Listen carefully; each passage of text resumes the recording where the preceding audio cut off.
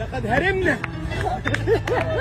انت مضيعنا بس مش تبقى فاهم. انا ما عملتش حاجه ضيعنا والله ابدا. تحول حفل زفاف الفنان أحمد السعدني والكاتبة وصانعة المحتوى ميرنا الهلباوي إلى حديث الجمهور خلال الساعات الأخيرة، وده بعد ما انتشرت صور ومقاطع من أجواء الاحتفال على نطاق واسع عبر مواقع التواصل الاجتماعي، لتنهال التهاني والتعليقات من المتابعين ومحبي الثنائي.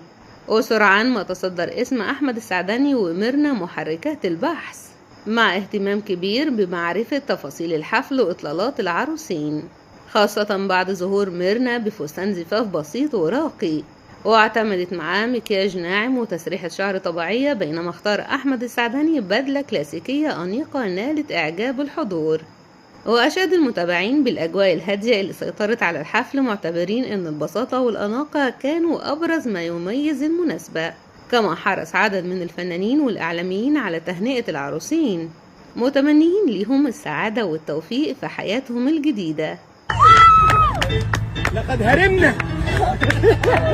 انت مضيعنا بس مش تبقى فاهم. انا ما عملتش حاجه ضيعنا والله ابدا.